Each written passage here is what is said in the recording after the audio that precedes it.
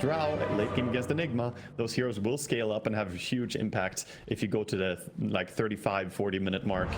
So I think Anna needs to have a good game so they can take down these buildings, and I'm definitely gonna try and keep an eye on him as well and how it's gonna go for him. So how do you expect to see them apply that pressure as we do get our way into the game right now? I'm curious to see how Navi is going to be able to, you know, they have the tombstone available over on Cuckoo. They'll just drag the creeps over. And this does give a little bit of free time to no one here in the mid lane. So yeah, he can put some. It's interesting to know. You see that Sweden Strong making his way over. They use the Snapfire kisses though. We're on to the Tusk. The Snowball will connect eventually with Ana. But might have bit off a little bit more than he can chew, so they'll end up getting themselves a nice pick off. Yeah, they're also going for the stack, going in, stealing the opponent's triangle here a little bit, and gonna check up, see that there's no stack on the ancients yet. Of course, they have Gyrocopter themselves, so they could farm ancients very quickly later on. Can we call it a triangle still? I feel like we can't. The biangle. Yeah. I like that. It's better than double damage on tops, and he's got himself a Ember in his sights. Does have to be careful. Sweden Strong is here. He's going to be able to throw out the shards, but still feel a little bit reluctant to go in because Zephyr's standing nearby, and now he has the Winter's Curse. So they need to be extremely careful how they start positioning. But so does Zephyr on the same side because Solo does spot him over on here. Whitemon standing nearby does not have the 6 just yet. Does have the Fisher. They'll go in though using the Winter's Curse. Whitemon gonna try to help escort Zephyr out. The Snowball though coming into play. Plus the Slight. It's enough to get the kill. Cuckoo though coming forward. They should be able to get the kill on Sweden Strong. As they drop that Tombstone. Not gonna be able to get anything else beyond that. They get the return kill. These are kind of non-consequential kills though, like you're not getting a big payoff. Nobody's getting a massive advantage from it, but no one, he wants more. He sees they can maybe kill the Shaker. Does see it. There's a Fissure though, so walk away. Has hit that. Go for it, and that's a double kill for the patient Whitemon. Wow, that ward, the ward that Whitemon placed just before this led to a beautiful double kill there. What a play. His positioning was clean. Ana was close enough as well to help with the damage, but he almost solo killed him on Shaker. He was just in a great position. Go and see that replay again. Yeah, just look how patient there. They walk right past the ward, like you said. The call down. I'll be trying to steal Roche here. This is very cheeky. This is pretty crazy. Whitemon throwing out the Vision will land over onto no one. But there it is. There's the Roche. It's going to be V2 who picks it up. They've got the silence over onto Cuckoo the BKB. But again, Winter's Curse coming into play. Going to slow down V2. But now this means that if they go for a black hole like this, they have nothing over here to really stop in case. But they follow up with those kisses, putting the damage down. A nice long range Fissure coming out. Cuckoo barely staying alive here. Is he going to be able to make it out? Ooh, 17 hit points. Wow, he was really low. That was some really nice positioning by not. They're looking for this opening. Get the launch off. Follow up with the silence. So Sweden Strong not going to Zero. Cuckoo does pop that BKB. And again, Navi just backing off after this. Bit of an early pop on the BKB there, but better safe than sorry, I suppose. However, there's not too many things outside of Enigma that you have to worry about just kind of like instant disable him. I suppose the Tusk was already being gone on, so you can't get jumped by him. But they do have a lot for that Wyvern. Wyvern is the key hero. We're gonna see Solo dying here. There's a launch with that Orchid. They have so much damage. Solo never stood a chance. What I was gonna say is that this Ember Spirit has a job. He has one job, and that is to find Wyvern, because he's the only one who can cancel the BKB Black Hole right now from Enigma, except of course just straight up killing him. But it is difficult to do so with the position with T1 being so spread out.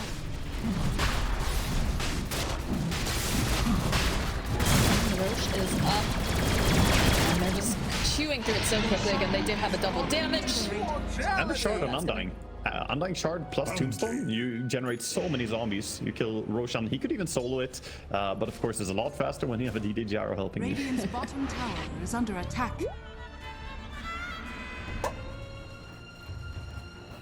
Curious now to see self. Follow up with Remnant. A little bit far of a dive here for Noah. Pops the BKB on it, over onto the side. They finally get that black hole that they're looking for, and they do so much damage. They'll be able to get that kill. Zephyr falling over the back lines. Cuckoo, the next one to go down.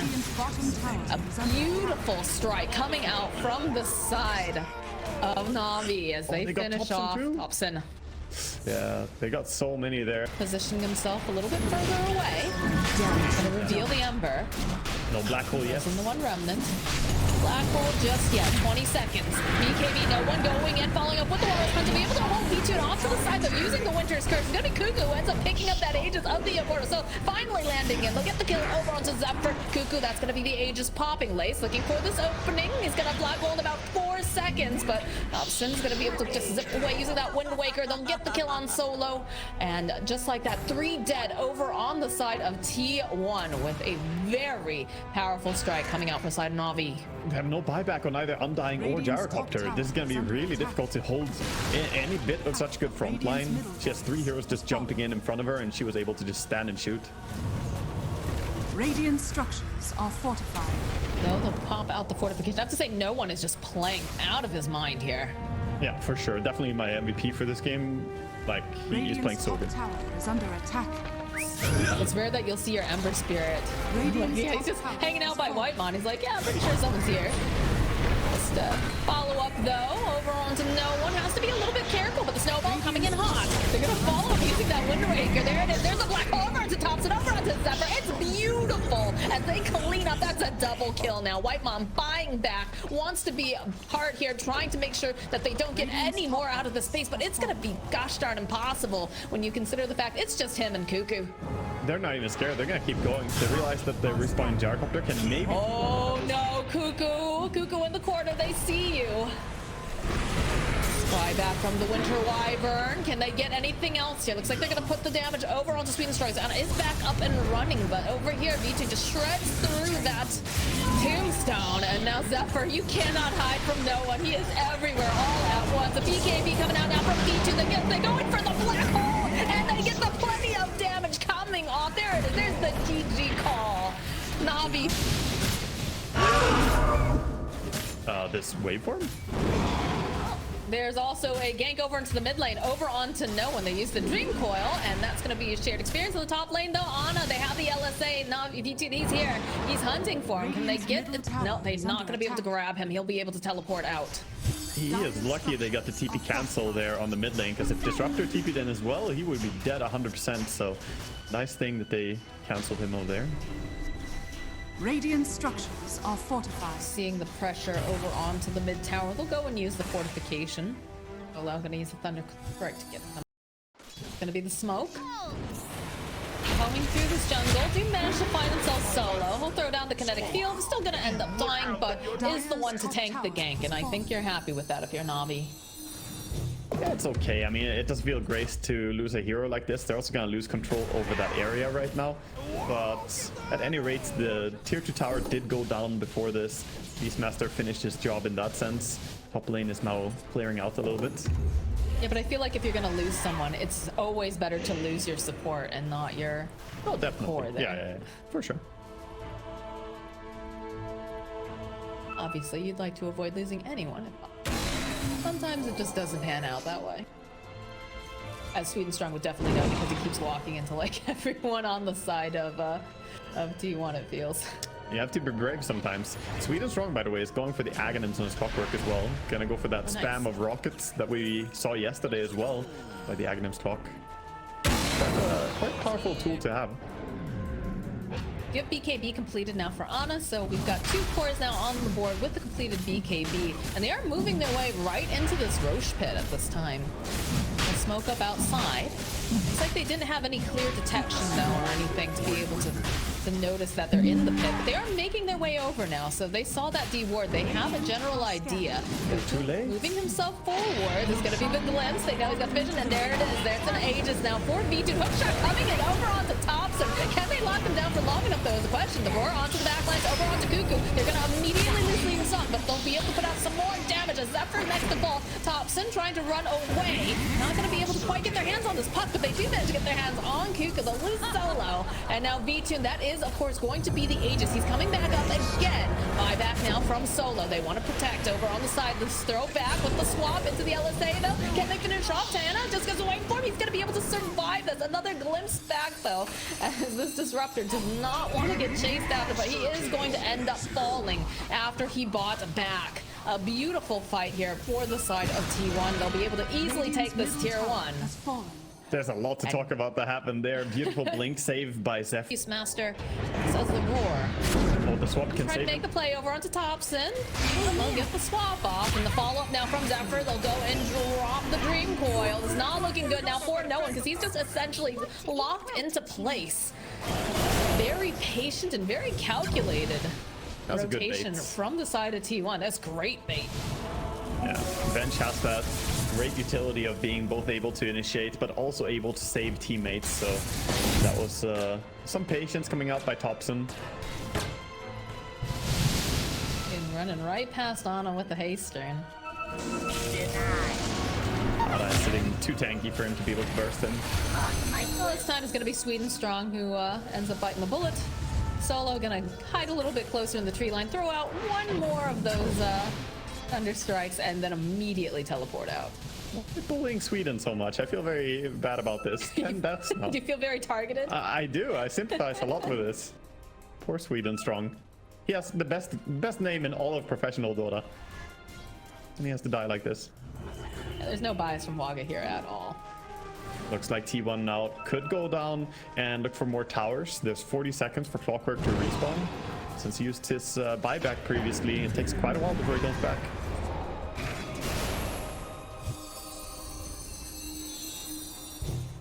Ultimately, they bring a backup and they want to control Roche. It has spawned. They're going to find out when they go in here and check.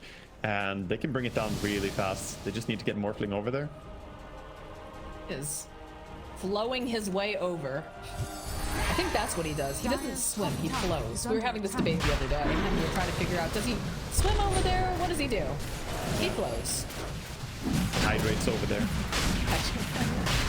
The Hydra homie.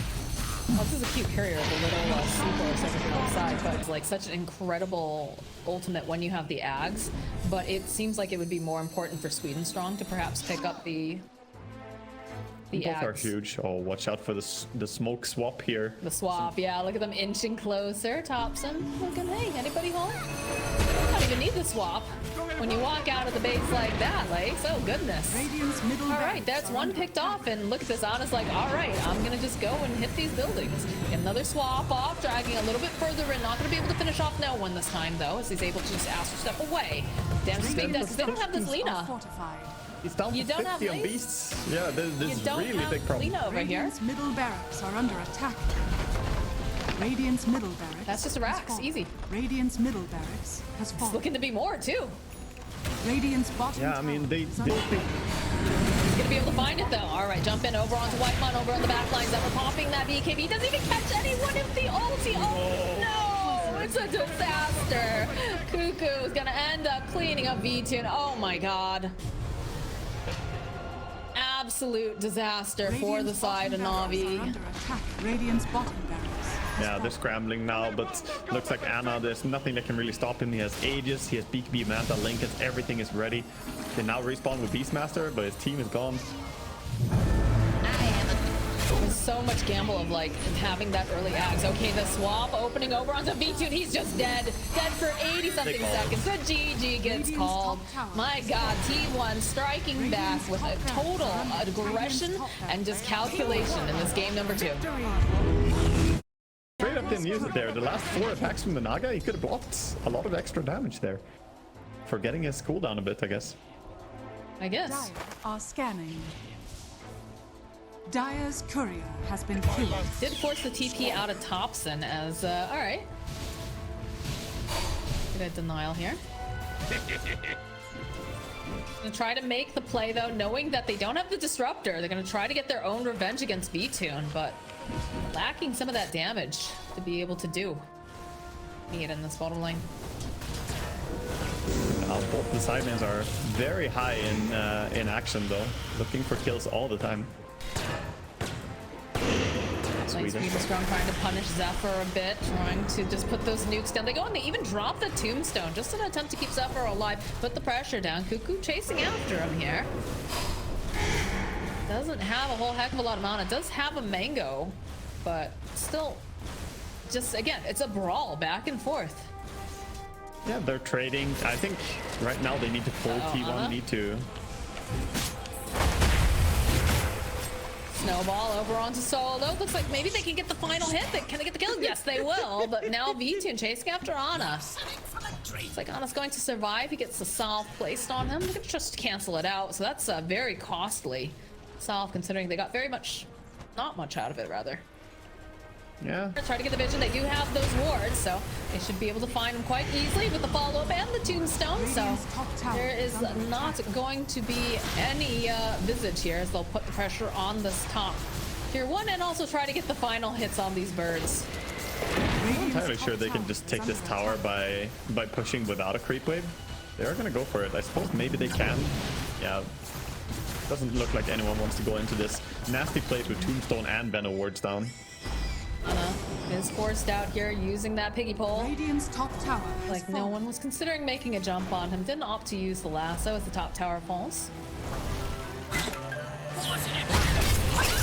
Alright, there we go. A little bit of a hook over onto no one. They'll turn the tables on this Bat Rider. He went in for the gank and got ganked himself. Yeah, and that's a really important kill. Like I was mentioning, this Pudge, he's gonna want to just farm until he gets his Aghanim. So if a kill can come to his lane, he doesn't want to make a move somewhere else on the map. But if they come to him, that's just amazing for him right now. But meanwhile, of course, his counterpart, the Naga Siren, is farming up a storm. She has already got Power Treads and Yasha going straight into that Manta Cell. It's gonna be a really early one.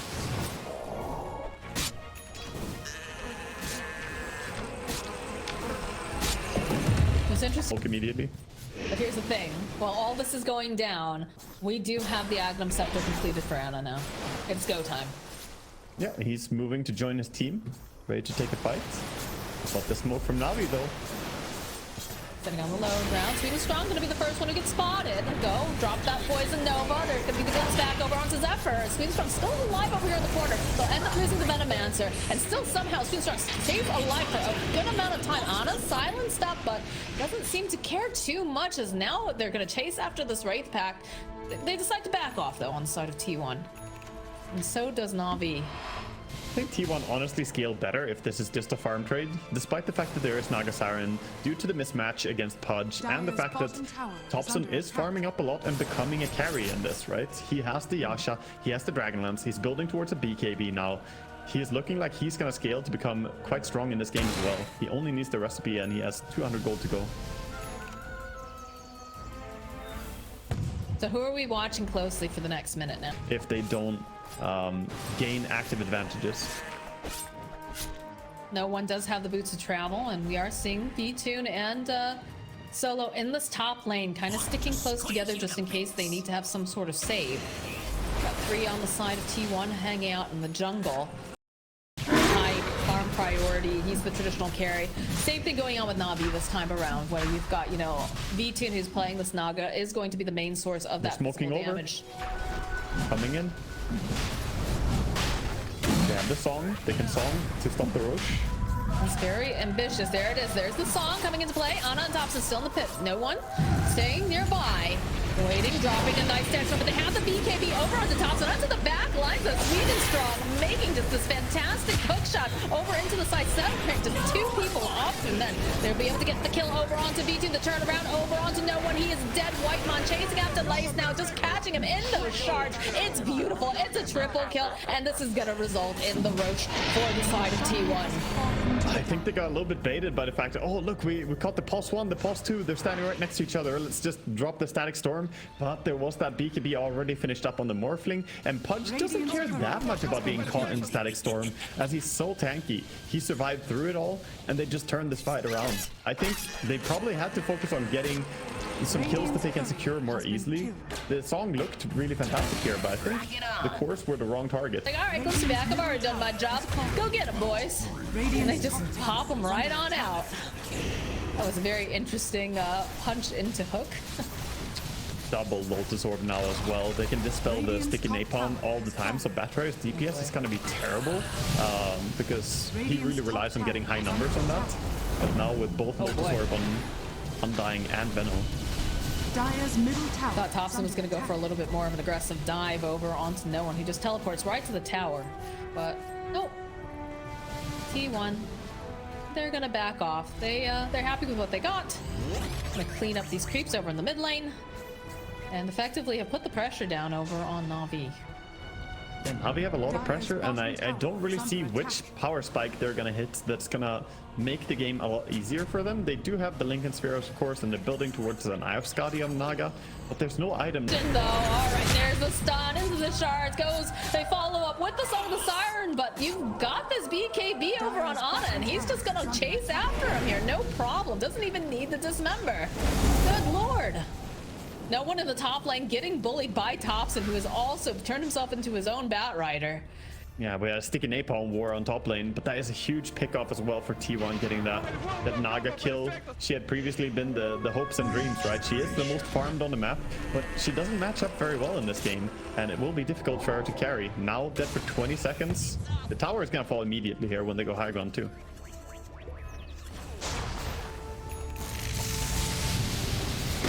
Ana right up front and center. Thompson doing what Thompson does here on the Morphling, giving the clicks. Radiant's middle has fallen.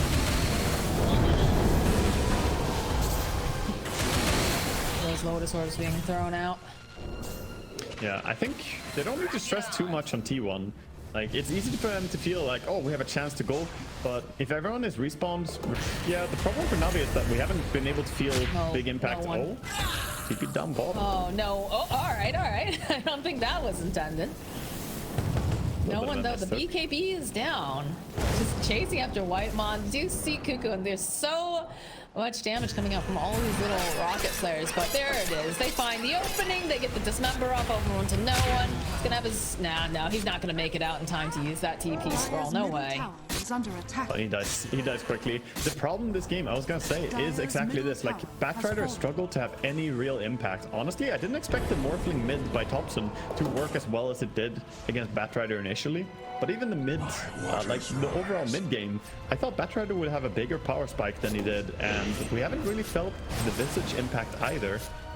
Overall, Navi have just been pretty like disabled by T1 and the way they played this game.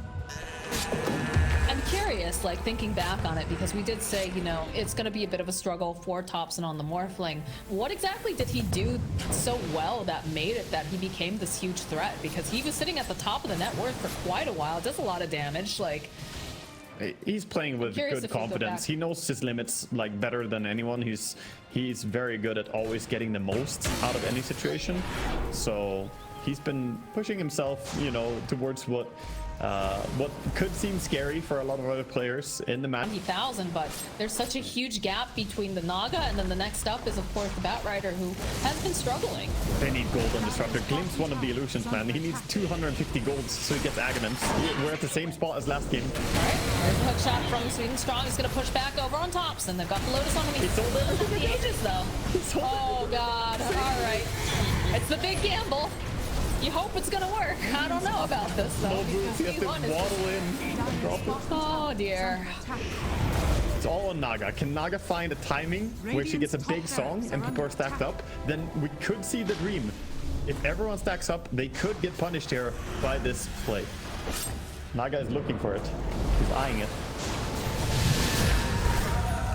Dive forward here, coming from Ana and Thompson. Okay, there it is. Again, this Pudge doesn't care so much. This Thompson is probably gonna care a little bit more, but they do manage to split the fight up with Whitemon over on the back line, so he's not gonna have the snowball to go in and get the save, but they can't do enough because he does manage to get over there in time with the snowball, saving up that Thompson here.